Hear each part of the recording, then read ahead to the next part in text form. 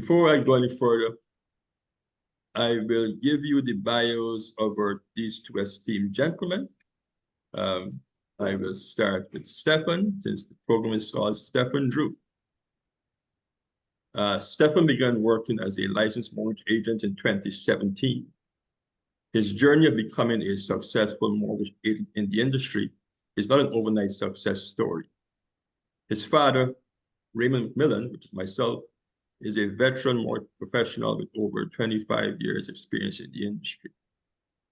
The office, which is located in the Meadowvale area of Mississauga, is where an adolescent Stefan, who is naturally observant to his surroundings, soaked in the mortgage broker environment during visits to his dad's office. Stefan has managed to move the family mortgage legacy to new heights with accolades, including being awarded the top mortgage producer every year since 2018, as well as the 2020 CMP Rising Star recognition for achievement. Stefan has an uncanny ability to analyze each client's situation and to simplify a tailored solution so they may reach their individual mortgage needs and financial goals. During his time away from the office, Stefan enjoys cycling around his neighborhood. He's also a connoisseur of exclusive collectibles and enjoys spending time with his family and close friends. These guys have some impressive resumes. Next, meet Andrew Stewart. Andrew is the heart and mind behind DF Insurance Solutions, where cutting-edge life and health insurance meets the needs of families, professionals, and small businesses across Ontario. With a rich experience spanning over 15 years, Andrew has become a cornerstone in the life and health insurance landscape. Known for his trustworthiness and deep industry knowledge. But Andrew is more than just an insurance agent. He is a dedicated family man and a pillar in his community, mentoring young men and sharing his insights as a contributing writer for the Toronto Caribbean newspaper, an ethnic Caribbean paper in Toronto, Canada. His educational background and client service skills shine through in his ability to craft bespoke insurance solutions, adept in both traditional and virtual settings.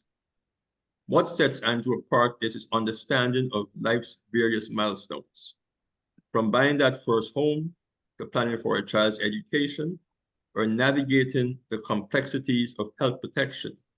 He believes in creating personalized plans through ongoing relationships and regular reviews, aligning them with his clients' evolving goals.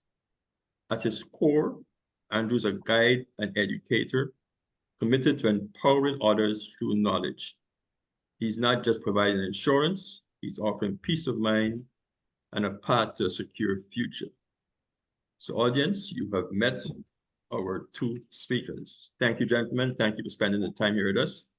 Thank you. So let's have the conversation around what we are going to speak about today. We are going to speak about financial products that are not the common traditional products that most people will are familiar with. So I'll let Stefan Lee introduce you into the concept of the home equity release mortgage, or what is commonly known as a reverse mortgage, or the CHIP program, through one of the lenders who has actually carved a niche in the marketplace for this specific product. Steph, go ahead first, please. Thank you.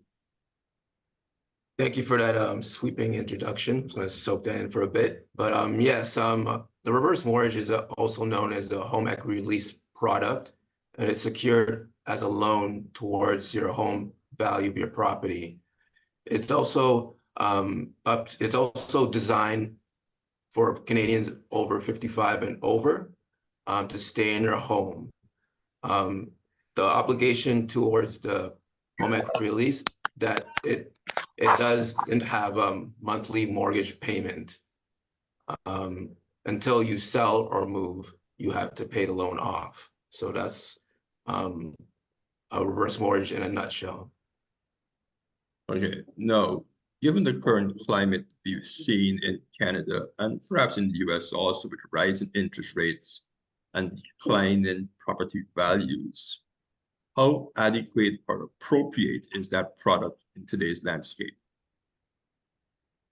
It is pretty adequate in this environment, in this high interest rate environment where, as we've seen, cost of living has gone up, interest rates have gone up, and incomes haven't gone up. Again, this is designed for Canadians over 55, and you're typically looking for that retirement plan.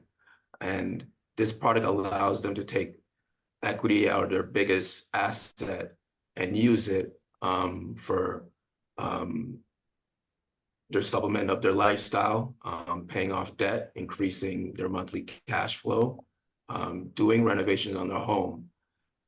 So this tool is something that you should be familiar with to allow you to kind of navigate through challenges into our economy. Let me switch to Drew for a second. Drew, your intention today is to speak about a very innovative financial product, which is called the infinite banking concept. The word infinite, in my understanding, means there's no end. It goes to infinity.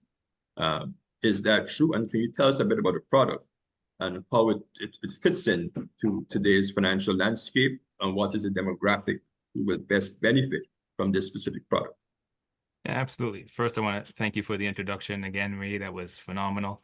I want to thank everybody for joining our first ever real life money conversations today. And just to get into what I want to share with our participants today is the infinite banking concept. And it's actually centered around using a product that I'm pretty sure a lot of us have heard about it. It's using a tool that people use in financial planning all over the world, and that is a whole life product, a whole life insurance plan, which, you know, has been around since 1759, gained traction in the 19th century. So it's not a new product. But what I'm sharing today is how we can now use that product in a different way to meet, and that word infinite, the infinite possibilities of our financial goals. So the infinite part comes in is that this product and this tool is the only tool that I know that I have come across that will allow us to control the banking function in our lives. And that was where the word banking comes from in the infinite banking. And then we go into the concept. So a lot of the times people say, okay, what is the banking function in your life? And to me, it's one of the probably the most essential and probably the most misunderstood function in everyone's life when it comes down to their financial transactions. And what the banking function, just really simply put, is a way for you to be the four main characters in most financial transactions. And that would be the owner, the depositor, the lender, and the borrower. So the purpose of this infinite banking concept is giving you a way to allow you to control how your money moves to reach the infinite amount of financial goals that you have in your life. Sorry, Ray, you're on mute. Thank you, Andrew. What is the ideal demographic for this banking concept, and how popular is it in today's environment? Well, it's been gaining a lot of traction for the last 2 years. And the ideal demographic, I would say, is anybody who has a stable financial position, meaning that they could either be in the growth phase or in retirement phase, that has a need to be able to fund financial goals such as your retirement, fund children's education, fund the purchase of a home. So these are people who have already established themselves either career-wise or in a business and have a good financial habits in place of knowing how to save money, have some financial acumen in regards to the investments, what's out there, what is an RSP, what is a TFSA, so we can adequately compare what it would be like doing something traditionally to meet your financial goal as opposed to doing something like this in the infinite banking concept. You mentioned two terms just now, the RSP and TFSA. For the audience who may not be familiar with those those abbreviations, can you quickly explain to them what they are and what relation is in relation? Yeah, so the TFSA and the RSP are probably the most two well-known government programs that we have in Canada. The TFSA stands for a tax-free savings account, and it essentially gives you the ability to put money into this account, invest it into other financial vehicles such as a mutual fund, ETFs, and whatever growth that you have in that investment, it remains tax-free when you're able to pull it out. The RSP has been designed for people to save their money for retirement years on a tax-deferred basis. And same thing applies. Any growth that you have in your investments, they're tax deferred until you're ready to reach that age of retirement. And at that point, you're going to be taxed on your withdrawals. So the main comparison here is if you were to put your money into one of these infinite banking concepts or just simply put a participating whole life plan, the plan still remains that your deposits are tax-free, your growth would be tax-free, and when you withdraw your money, it would be tax-free as well. Okay, sounds like a great product. Stef, I have read in many articles recently, and to the audience, if you have any questions, please put them in the chat. I mean, these two gentlemen have an extensive amount of knowledge on the products we're speaking about this morning, and they would love to have your questions. So if you've got anything that's going through your mind, just put it in the chat, and I will read it out to them, have them answer your question. But coming back to you, Stef, I have read through some of the content I've seen about reverse mortgage release programs, that many people, the wealthy percentage of our population, they use the equity release from their home to invest, to increase their net worth. Is this something you've seen frequently? Is it common with the clients you deal with? And is this something you would also recommend to clients to take out that equity and put into other investment vehicles, whether it's a retirement cottage or even into the stock market or into a product, similarly to the infinite banking concept? Personally, with our clients, those high net worth clients don't come often, but I would highly recommend a client that has a high net worth and looking to increase that net worth to look into possibly, speaking to Andrew about infinite banking or buying an investment property as well. Typically what we find with our clients who do that, who use a reverse mortgage or a HELOC release, home equity release, sorry, they normally use it to more so do renovations in the home, because the reverse mortgage is really designed to stay in your home. And a lot of people are in the ages where they're in their 70s and 80s. And at times in that age group, you find that, excuse me, those individuals don't have a desire to take on managing an investment property. It's more so based on people's ages. So if the 70s and 80s, I find they looking more towards to live in the home, use the equity from their property to, use as a drip or put it into a RIF or investment vehicle, as opposed to the people 50, 55 and 65, they're typically looking for another investment property because they're more vital and more healthy. So I find it's based on certain age groups and economic means when it depends on investing in real estate. When you present this home equity release to potential clients as a solution, what kind of pushback do you usually get, and what kind of concerns do people have about the product and the way it's used? The main concern is that people think that they will lose their home. The bank owns their home. That's the main concern.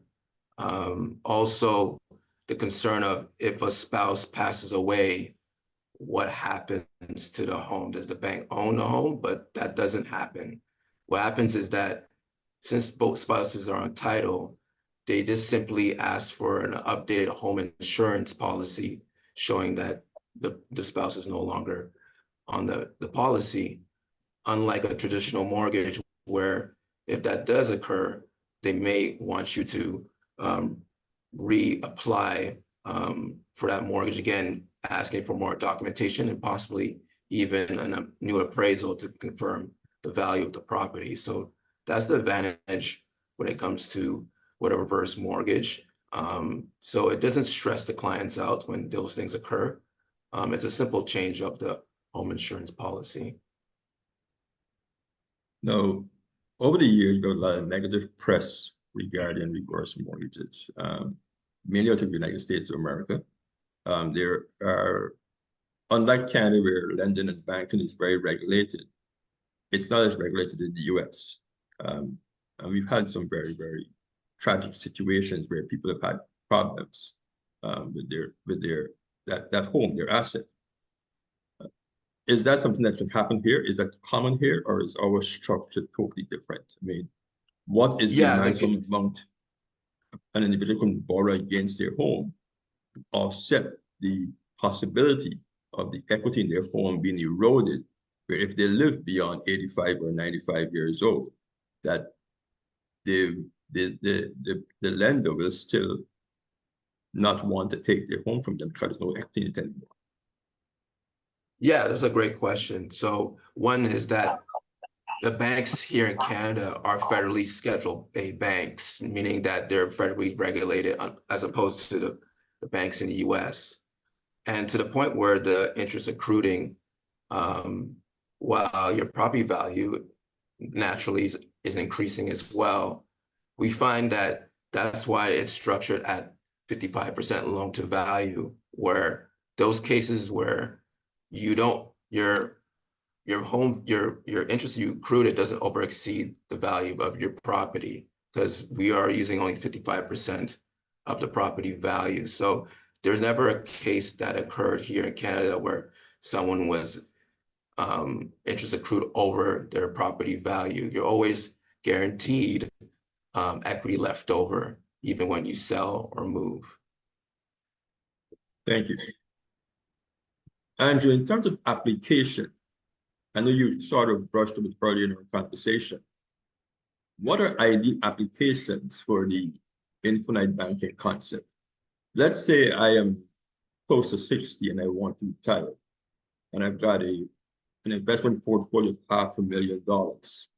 What would you recommend that I do to lengthen or to grow my asset base, protect it, and have me enjoy, a very relaxed lifestyle as I go into my retirement years? That's a great question. So for somebody at that stage of life, to me, the main risk is one, outliving your money, but also the main risk is market risk. Taking a hit in the market in your investment portfolio has much more adverse effects in your retirement years at age 60 than it would be for somebody in their 30s or 40s that has the time to recoup.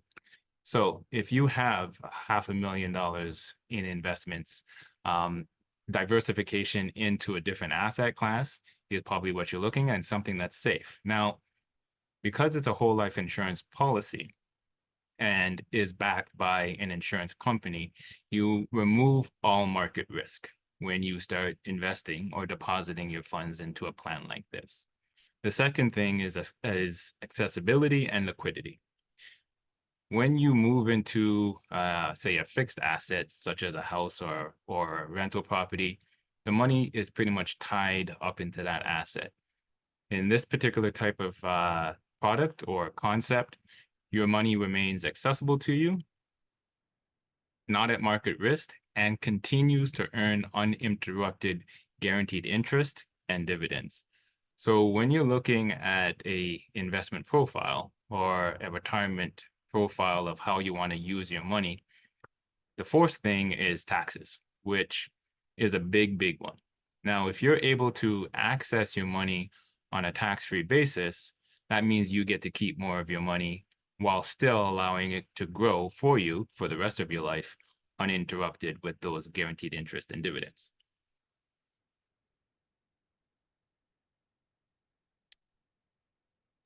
You mentioned taxes. Since it's an insurance product, I'm presuming that there's a named beneficiary. Is that correct? That's absolutely correct.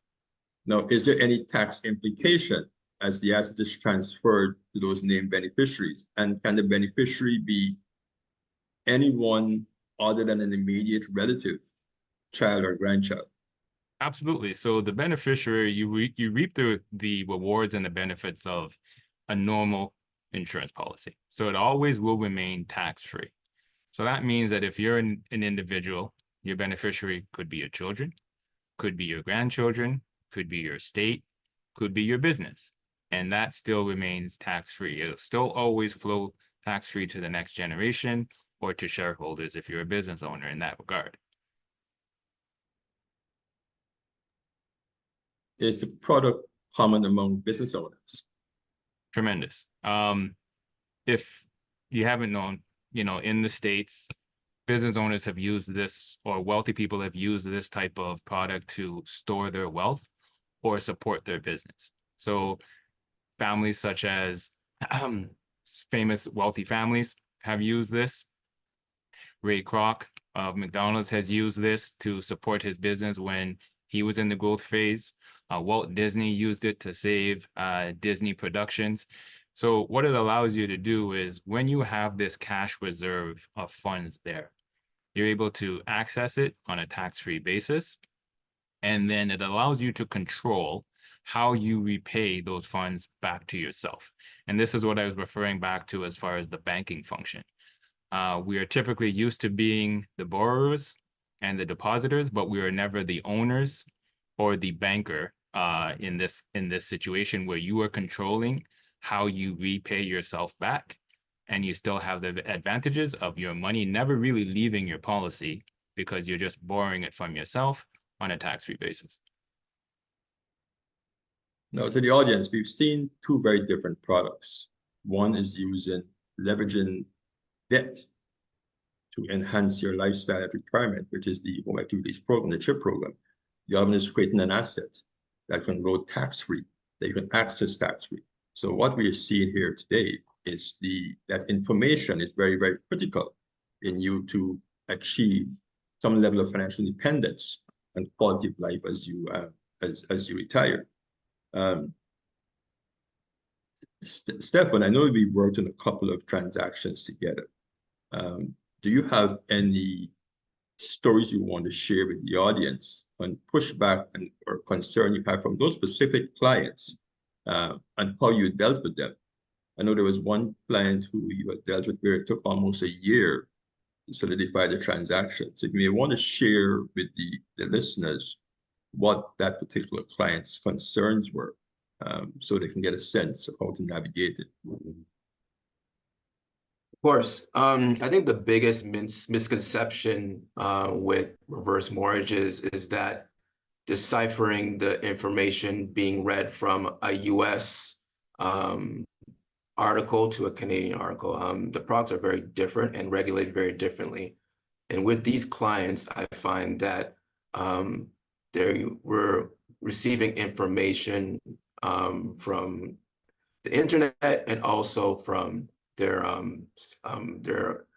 children as well, who had their best interests. Because again, dealing with this product, you're also working with clients that are at a certain age, and you have to be delicate and very focused and clear and concise when you speak to them. Because last thing you want is to feel like you rushed them into a product that they didn't quite understand. So it did take a year for them to make that decision. And once they came back to that decision that they wanted to do the reverse mortgage, I had a representative from CHIP Home Equity Bank, one of the biggest leading reverse mortgage companies in Canada, to be on the call with me as we both share the product and how it could basically give you a supplement cash flow and live in your home as well. And uniquely, they lived in Perry Sounds. So it was a cottage, all season cottage. They didn't want to live anywhere else or move. They basically wanted to age there.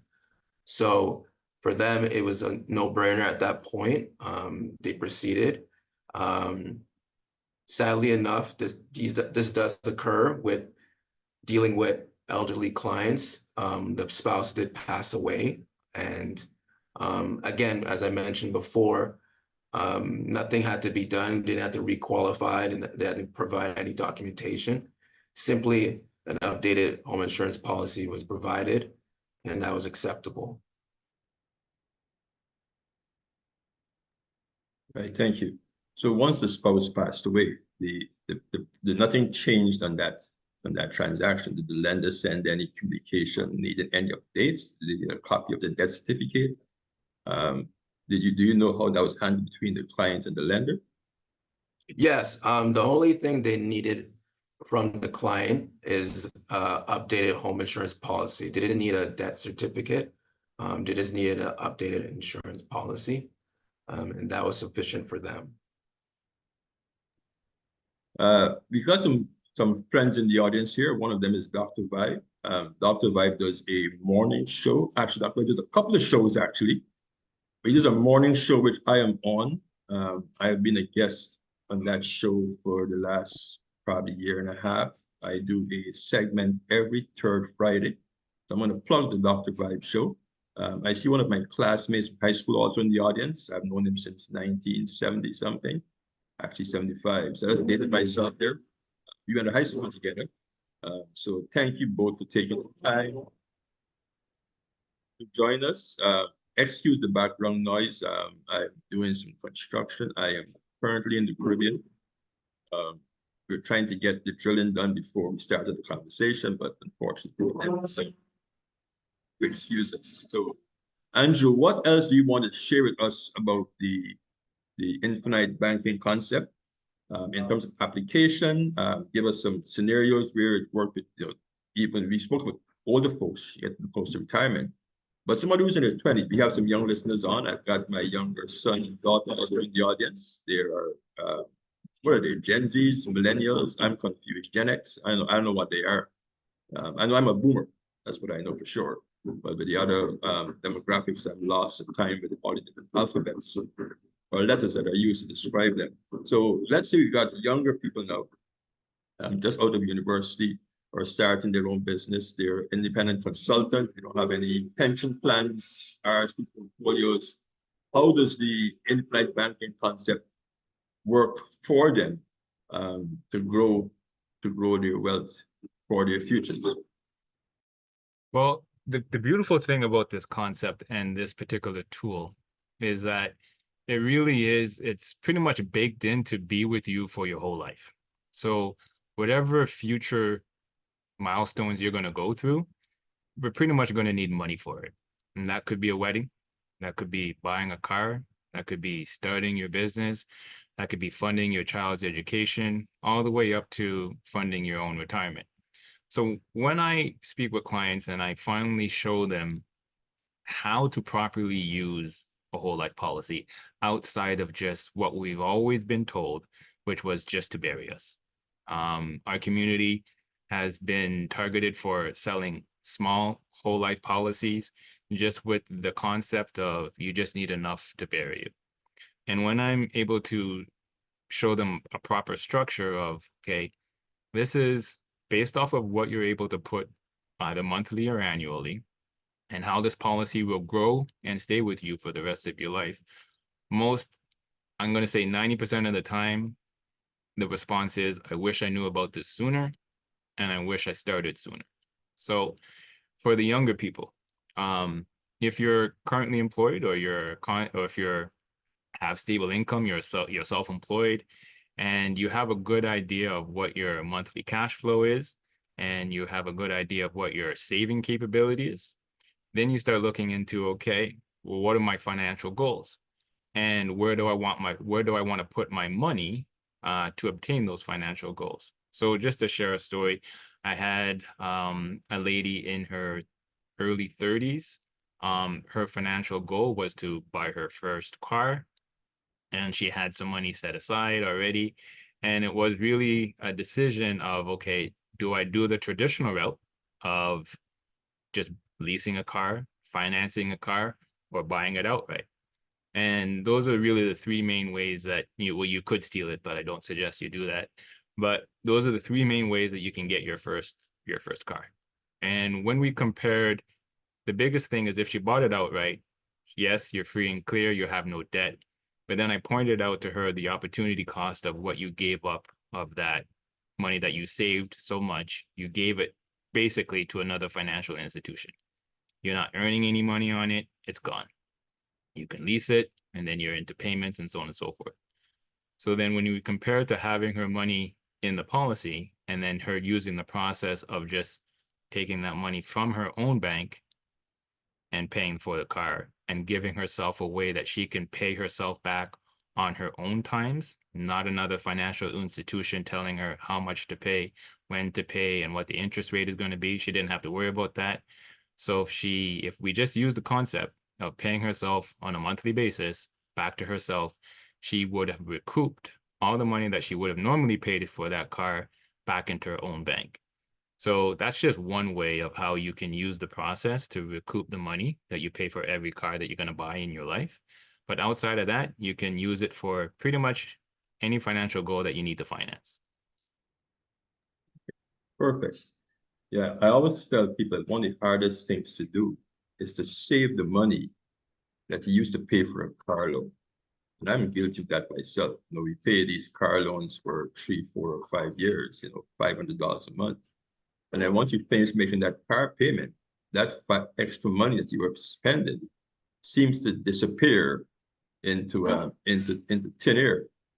So I mean, working with individuals like yourself is pretty important for young people. I mean, I myself started out in the investment planning industry back in the early 90s. So I have a penchant for stringent financial planning and financial advice. Now, in the Greater Toronto area, you got a large immigrant population, most from the Caribbean and parts of Africa, mostly West Africa. How many of your clients, what percent of your clients are immigrant, mean first or second generation immigrants to the country? And what is their reaction to structured financial advice? I mean, when I first came to Toronto, it was a lot of non-Black clients who had financial advisors and mortgage advisors. And we use a term very common, mortgage planning, what Stefan and I speak about. We have our daily chats.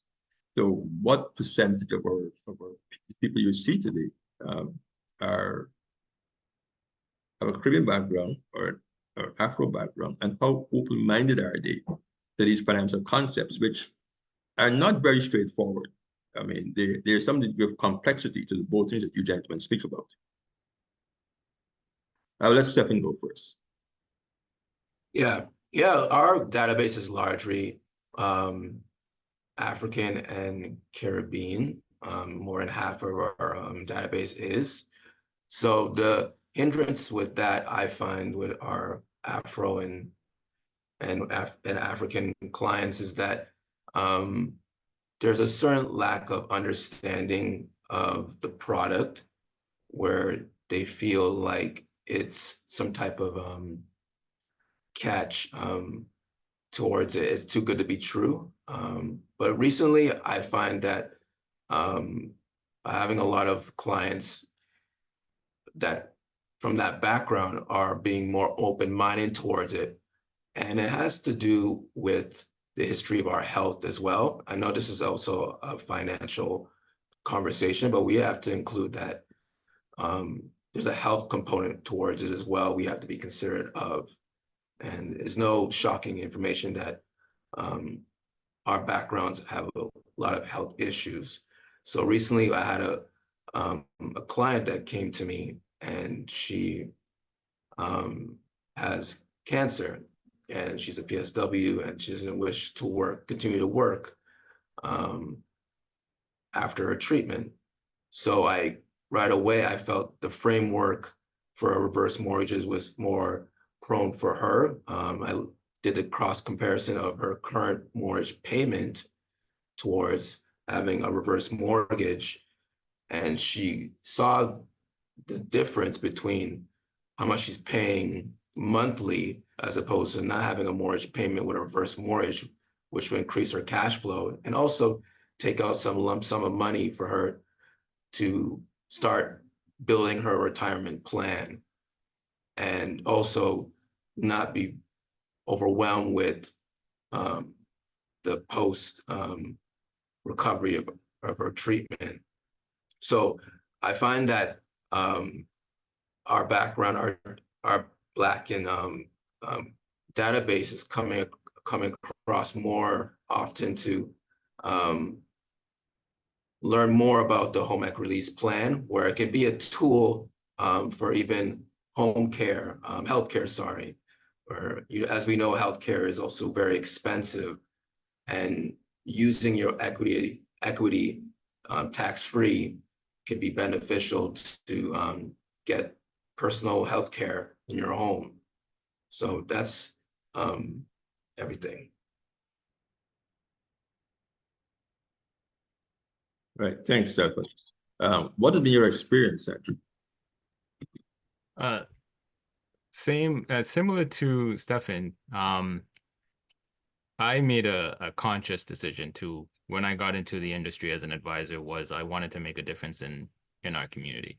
So my database is 90% of the Caribbean and African descent.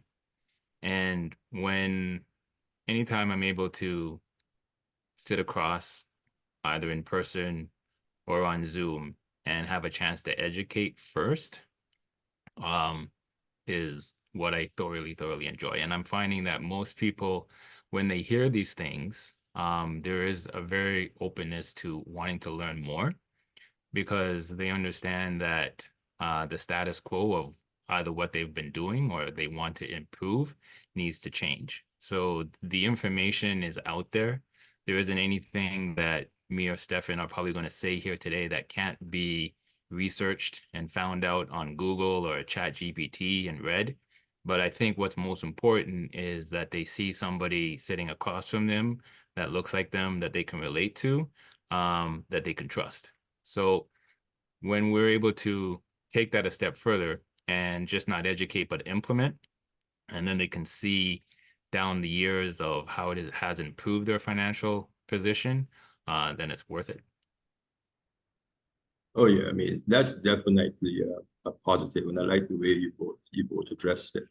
How do you gentlemen keep abreast of this ever-evolving sector that you found yourselves in? I say a lot of content from the companies.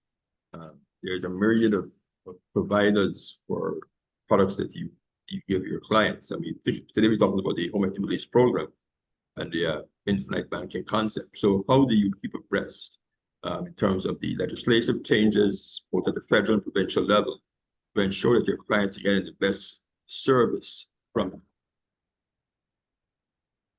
Well, I Yeah, think, go ahead, sorry, Steph. Oh, sorry, Andrew.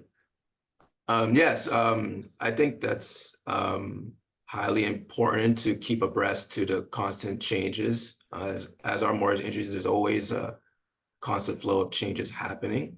And it's important for a professional like me and Andrew to stay on top of making connections with lenders, business development managers. Attending seminars is a very crucial part in our development and understanding the product. And that flows back into speaking to our webinar today and the people that come across to understand internet banking and home equity release. And also on top of that, there's also industry related articles that I read very regularly. Not everybody has the benefit to have a mentor like my dad, being 30 plus in the industry. So I have his knowledge and insight to speak to. And just to add on to that, having mentors is a very important asset to your personal development, understanding what's happening constantly and how to pivot and be prepared for anything that can fall in your windfall. So yeah. And I think just to piggyback off of Stefan's response, our industries are regulated. Most people don't realize as advisors how much continuing education has to be maintained on an annual basis just for us to be able to call ourselves financial advisors. And it's getting more strict in our industry yearly. So one way that the people can see and tell if you're dealing with an experienced advisor is one, looking at the credentials. Our industry is now moving to a place where if you don't have certain credentials, you can't hold yourself and call yourself a financial advisor. So not me obtaining my CLU, which is the Chartered Life Underwriting designation, having obviously my LOQP, and then looking to obtain other designations will force me to stay on top of industry trends, obviously staying abreast what's happening in other markets. But this is what we do on a daily basis. So it's kind of mandatory for us to kind of be aware. There's no way that we can know everything when they happen, but at least we have tools in place that will be able to find the information out and at least try to explain it if you have questions. Right. Thank you very much, gentlemen. Yeah, and I have seen the industry change a whole lot. I mean, when I first started back in the early 90s, I mean, anybody can get a license to do insurance or mortgages. And I've spent more time in the mortgage industry than the investment industry. But I've seen the requirements for continued education increase ever so often. And I'm actually an advocate for it. Because I think as advisors, you want to make sure you're giving your clients the right information, that you're properly accredited, and there's a governing body which you have to follow the ethical standards.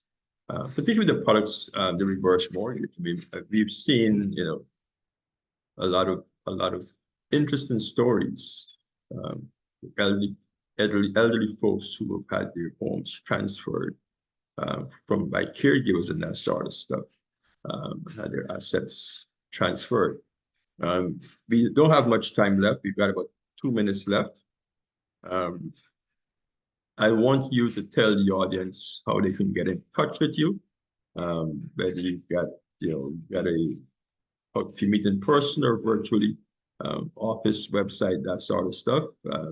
Andrew, can you give the audience your contact information so you can tell them how to get in touch with you? Yeah, so you can find my contact details on my website at dfinsuranceSolutions.com, either on Instagram and Facebook. My email is info@dfinsuranceSolutions.com. You can always just email me. My phone number, you can reach me at 416-566-5136. Best thing to do is just to simply just pick up the phone or email, have a quick conversation, and then we can take it in the direction that best suits you, whether it be in person or virtually. And yourself, Stefan? Yeah, you can visit us at the McMillan Group, Inc., where you can book an appointment online, or the easier way is to contact us at our office at 905-813-4354, or you can reach me by my email address, Stefan, my name, mortgages81@gmail.com. And from there, we can just simply have a conversation, understand where you want to be, and we can do a pre-qualification and go from there. Thank you very much, gentlemen. Thanks to the audience. 45 minutes goes real quick, man. When we started, I'm thinking, okay, you got 45 minutes to this conversation, but it's now 11:01 in Canada, 12:01 where I am. 45 minutes, and I want to thank you both for the insights you've shared. I want to thank the audience for spending time with us. Real life morning money conversations. We intend to make this a staple.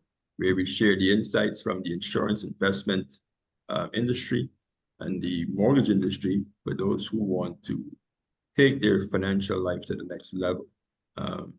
We didn't get a lot of questions from the audience. I know sometimes folks are uncomfortable asking questions in public forums, but we'll introduce an anonymous question asking the next time. So you can ask your questions anonymously, or you can send them directly to me, the moderator, so the entire audience is not seeing your questions. But I mean, if you do have any questions, you've got Stefan's and Andrew's contact information. Feel free to send them an email.